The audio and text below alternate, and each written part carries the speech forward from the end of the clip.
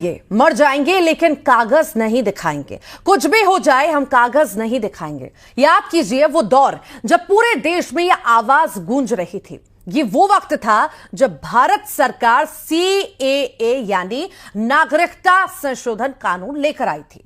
उस वक्त इस कानून का ऐसा दुष्प्रचार किया गया और इसे मुसलमानों के खिलाफ साजिश बताया।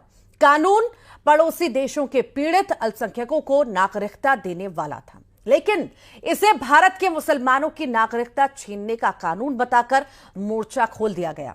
विरोध में यही बोला गया कि कागज नहीं दिखाएंगे, लेकिन अब कागज दिखाने होंगे। जी हां, देश में रह रहे अवैध पाकिस्तानियों, बांग्लादेशियों और रोहिंग्यों को कागज दिखाने ही होंगे, क्योंकि यह रण है घुसपैठियों के खिलाफ, यह रण है देश बचाने और यह रण है घुसपैठियों को देश से भगाने का। भारत कोई धर्मशाला नहीं है। दुनिया भर से आए रिफ्यूजियों को शरण क्यों दें?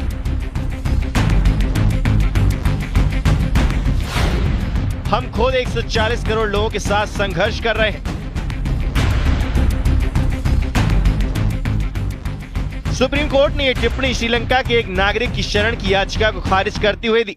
सुप्रीम कोर्ट ने दो टूक कहा कि भारत कोई धर्मशाला नहीं है जहां हम दुनिया भर से आए विदेशी नागरिकों को जगह दे सके।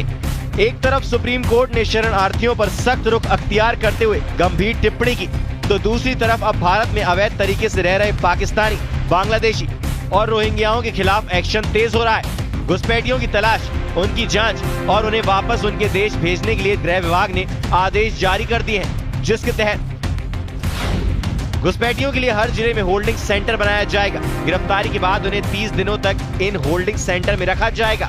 वहां पर जांच के बाद उन्हें डिपोर्ट किया जाएगा। ये होल्डिंग सेंटर डिटेंशन सेंटर की तरह काम करेंगे। इसके लिए गृह विभाग ने गाइडलाइन जारी कर दी है, जिसका कलेक्टर और SP को पालन करना होगा। केंद्र सरकार की तरफ से बनाए गए नियमों के तहत घुसपैठियों पर कार्रवाई सुनिश्चित की जाएगी। साथ ही घुसपैठियों को लेकर की गई कार्रवाई का ब्यौरा हर महीने की 5 तारीख को गृह विभाग और पुलिस मुख्यालय को भेजना होगा।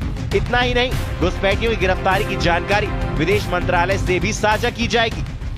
तो घुसपैठिए हैं, अवैध रूप से रह रहे हैं, बिना वैध डॉक्यूमेंट के रह रहे हैं, उन सब के खिलाफ लगातार कार्यवाही हो रही है। आने वाले समय में और उसको सुव्यवस्थित ढंग से चलाने का काम करेंगे। मध्य प्रदेश में भी गृह मंत्रालय के आदेश पर थाना स्तर पर हर बांग्लादेशी और म्यांमार के लोगों की जांच की जाएगी। बीजेपी विधायक रामेश्वर शर्मा के मुताबिक आंतरिक सुरक्षा के लिए दस्तावेज की जांच जरूरी है, इसलिए कागज तो दिखाने ही होंगे। बाहर के विदेशी लोग देश में आ जाएं और वो नकली और फर्जी डॉक्यूमेंट्स बनवा लें, उन डॉक्यूमेंट्स के आधार पर वो यहाँ के मूल नागरिक बन जाए, तो एक तो मूल नागरिकों का हक छीने, अधिकार छीने, उनको मिलने वाली सुविधाएं छीने, और बाद में जब कभी कोई घटना दुर्घटना घटित हो तो उस दुर्घटना में भारत के खिलाफ खड़े हो जाएं। इसलिए मैं समझता हूं भारत के गृह मंत्री जी ने, आदरणीय अमित शाह जी ने जो निर्देश दिए हैं कि लोग अपने अपने दस्तावेज दिखाएं, और दस्तावेज नहीं दिखाएं तो उनको भारत छोड़ना पड़ेगा। इधर उस कार्रवाई पर मुस्लिम पक्ष सवाल उठा रहा है। आरोप लगाए जा रहे हैं कि दस्तावेजों को हथियार बनाकर अल्पसंख्यकों को परेशान करने और देश से बाहर भगाने की साजिश रची जा रही है। कागज तो जब तक नहीं है तो पहुँचाया नहीं जाए उनको, वो तो यहीं रहेंगे। आप देखिए, हम पैदाइश यहीं रुके हुए हैं, यहीं की पैदाइश है, और हमारे जो जन्म पत्री जो होते थे हमें उसी का ही पता नहीं है कहाँ है।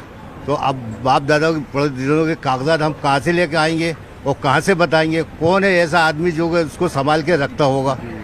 न किसी पहले जन्म प्रमाण पत्र नहीं बनता था, अब वो कह रहा जन्म प्रमाण पत्र लेके आओ, तो कहाँ से लेके आएगा इंसान? जन्म प्रमाण पत्र बनता था क्या पहले?